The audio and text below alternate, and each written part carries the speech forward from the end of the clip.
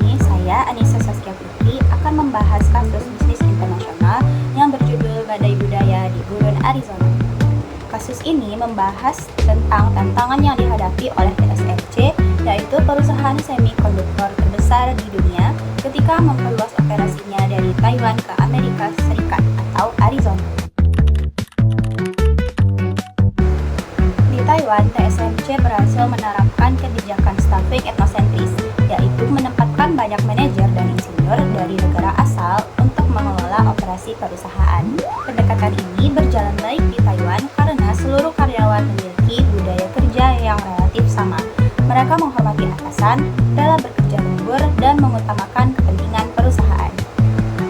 Namun, ketika TSMC membangun pabrik di Arizona, perusahaan tetap menerapkan pola yang sama. Bahkan, lebih dari 1.000 insinyur Taiwan didatangkan ke Amerika.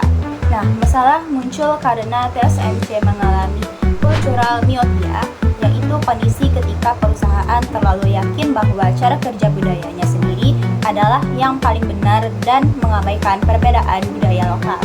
Akibatnya, banyak karyawan Amerika yang merasa diperlakukan tidak adil. Kesempatan promosi lebih banyak diberikan kepada tenaga kerja Taiwan, dan muncul gugatan diskriminasi dari mantan karyawan.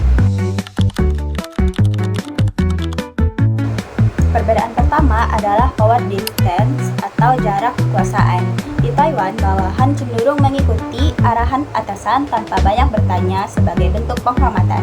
Sebaliknya, di Amerika, karyawan terbiasa untuk menyampaikan pendapat dan memberikan masukan kepada atasan. Akhirnya, manajer Taiwan menganggap karyawan Amerika kurang menghormati atasan, sementara karyawan Amerika menganggap manajer Taiwan terlalu otoriter. Nah, perbedaan yang kedua adalah individualisme dan kolektivisme. Budaya Taiwan lebih kolektivis. Karyawan itu menganggap lembur demi target tim sebagai hal yang wajar, sedangkan budaya Amerika lebih individualis dan sangat menghargai work-life balance. Karena itu, insinyur Taiwan heran mengapa rekan kerja Amerika tidak ingin lembur, sementara karyawan Amerika merasa tuntutan kerja TSMC terlalu berlebihan.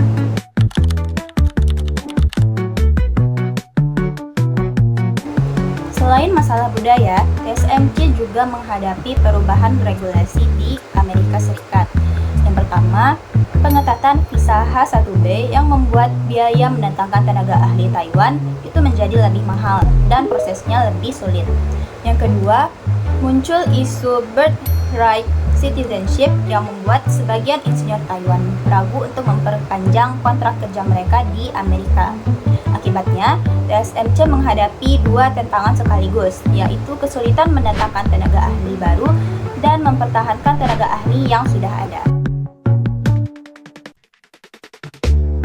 Jika saya menjadi Direktur HR Global TSMC, saya akan menerapkan beberapa program utama. Yang pertama, pelatihan kepemimpinan lintas budaya bagi seluruh manajer Taiwan dan Amerika agar bekerja memahami perbedaan budaya kerja masing-masing.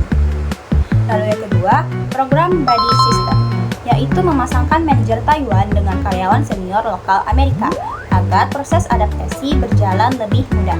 Yang ketiga, memberikan kesempatan kepada karyawan lokal Amerika untuk mengikuti program magang atau rotasi kerja di Taiwan sehingga mereka memahami budaya perusahaan secara langsung.